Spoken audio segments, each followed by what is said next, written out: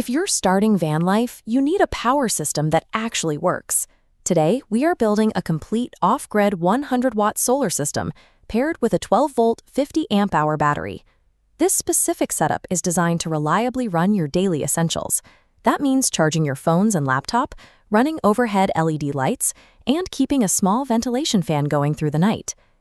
This diagram shows how any solar setup functions in 4 distinct stages.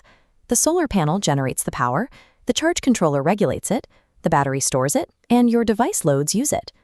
A finished camper interior looks incredibly clean, but behind those wood panels is an active electrical circuit.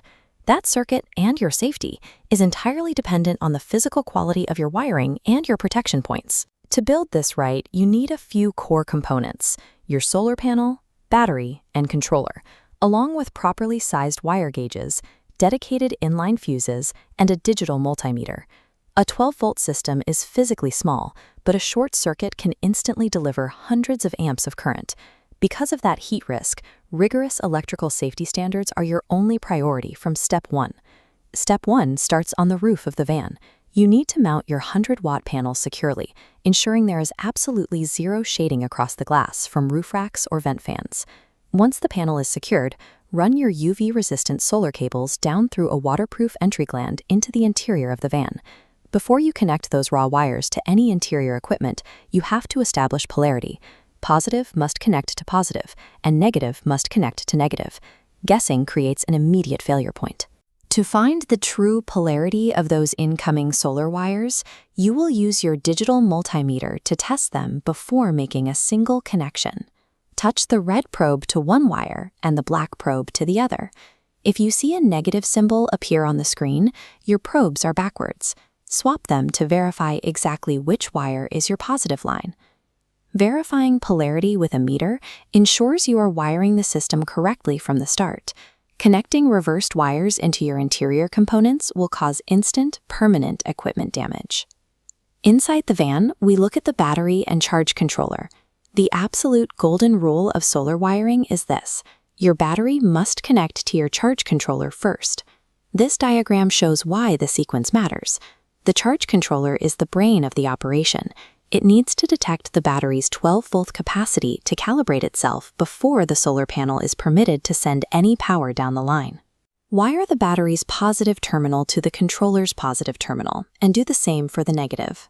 Right here on this positive line, install a fuse physically close to the battery terminal to protect the entire length of the wire. Once the final negative wire is tightened down, look closely at your charge controller. The LCD screen should immediately light up. Adhering strictly to this connection order guarantees your controller is prepared to receive power. Connecting the solar panel before the battery will permanently fry the internal circuit board. With the charge controller safely powered on and calibrated, you can now connect the incoming solar wires to the controller's PV inputs. PV stands for photovoltaic, which simply refers to the terminals designed to receive raw power from the solar panel. This graphic shows the math behind your incoming charge. Power divided by voltage equals current. A 100-watt panel dividing its power into a 12-volt battery yields approximately 8.3 amps of charging current flowing into your system. Check your controller's display screen. You should see a charging icon and an amperage readout that closely matches our math. Seeing that calculated 8.3 amps appear on the screen provides empirical proof that your generation panel and your storage battery are actively communicating. With the battery actively charging, we need a safe way to extract that stored energy to run your devices. You have 2 options for your loads. You can use the dedicated low-power output terminals right on the controller, or you can wire directly to the battery, which offers greater flexibility for multiple devices. If you choose to wire your devices directly to the battery, you must install an inline fuse on the positive wire between the battery terminal and your device load. You might also add an inverter to plug in standard wall chargers. An inverter is a device that converts the direct current, or DC power, from your battery into alternating current, or AC power. Just keep in mind that this conversion process introduces an efficiency loss of roughly 10 to 15%. Even a small inverter pulls heavy DC current from the battery. It requires much thicker gauge cables than your lights or fans, along with a specifically sized, heavy-duty fuse. Every single wire leaving the positive terminal of your battery carries a high current fire risk. A properly sized fuse eliminates that risk by acting as a deliberate, safe weak point that breaks before the wire can overheat.